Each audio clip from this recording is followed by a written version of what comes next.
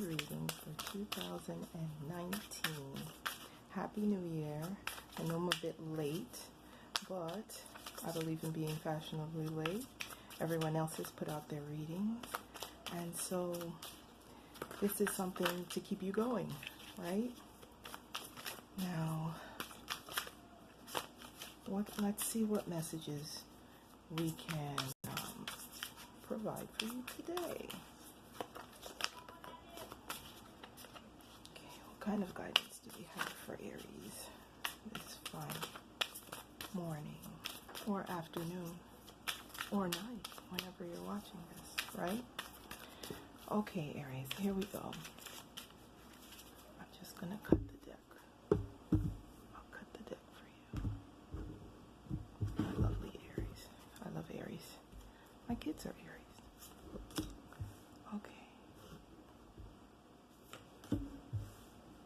We have Death in reverse. 8 of Cups. 5 of Swords. Interesting. 2 of Pentacles in reverse. King of Cups. Knight of Pentacles. Okay. Bottom of your deck, we have 10 of Pentacles reversed.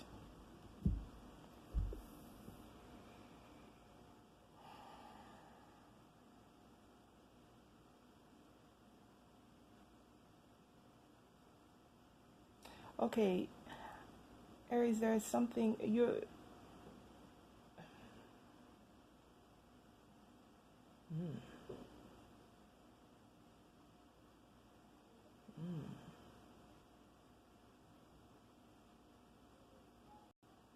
Okay, there's a resistance to change here. There is a resistance to change. There is a avoidance of confrontation, but I do believe that you not having this confrontation is actually to your benefit. You have Mars and Uranus in Aries right now, which creates a sense of impatience, and what can come out of that is either a catalyst for change or impulsive action that results in suffering. Okay, there's a tendency to self-sabotage when you have Mars and Uranus in Aries, if you are not balanced enough to know what you're doing with your spontaneity, with your impulses. If you're just doing it because you feel you need to do something, then that can result in dire consequences. But if you know that what you're doing, for example, is a brilliant idea and you're excited about it, then that is where beneficial results happen as opposed to consequences, right? There's a difference between results and consequences. So you're moving past certain emotions. You're moving away from the past and how you felt about certain things in the past. It could relate to this King of Cups here. It seems as if things are coming very slowly to you, right? You're being helped along, but it's not to your liking. You feel like it's possible you may feel like this is taking quite a while. It's taking longer than you would like. And so while you're having this 10 of Pentacles here, it's in reverse. So it's not the full manifestation of what you would like. Now this 2 of Pentacles related to this Death card is about you not wanting to go back to square one. You not wanting to to start all over. And so you're resisting certain things because you don't want to start over. You don't want to make a mistake, do something rash that you're going to regret later, say something that might either get you fired or set you back. And that is very wise. That is a very mature and wise perspective to take. The only thing I would say here is that this balance of emotion and you taking the steps necessary to go sure and steady, right? Sure and steady is the way to go. Don't be afraid, though, to act on or appreciate those insights you may have, because this King of Cups, he's very emotionally aware. He has the highest emotional intelligence, right?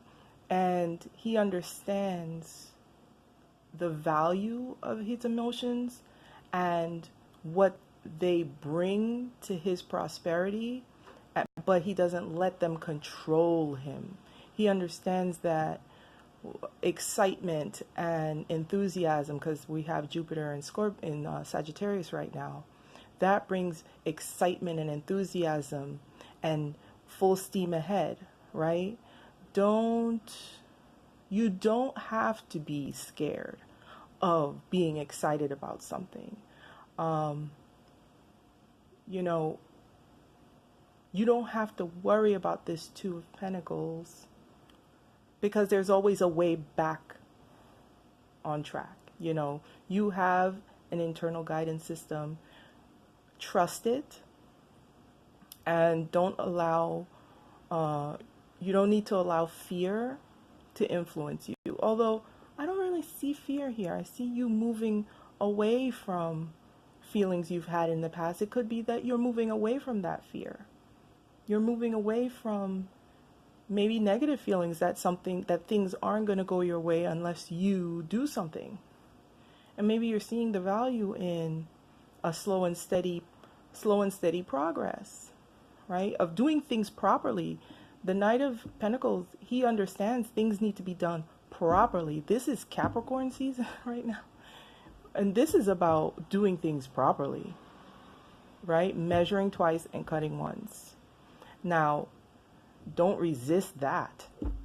Take advantage of that Capricorn energy to understand what the rules are, to read the fine print, to understand how you feel about things, and if you're doing why you're doing things. The why is what's important. Are you doing things because you're afraid? Are you doing things because of what happened before? Like, what is influencing your decisions? Understand that. Don't wrestle it to the ground, but understand the why in what you're doing. And always try to find that way of grounding yourself, getting that emotional intelligence back online, and moving forward with the correct steps, right? Five of Swords is avoiding conflict. In this deck, I love this Five of Swords because it shows this maid swiping at this girl as she walks by. She's not even aware, right? And she's taken a piece of her dress, but she's escaped that swipe, right? She's avoided that damage, right?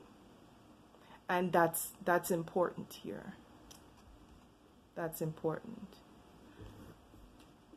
And it's right under this Nine of Pentacles. So rather than fight every battle, focus on the war. Focus on the end result. And are you taking the proper steps towards accomplishing that end result? So what I'm going to do is I'm going to pull, I'm not going to pull the Gilded Reverie. I'm going to pull the Wisdom of the Oracle. because this is a general reading, so I'm not going to go specific with this because this can apply to any of you guys.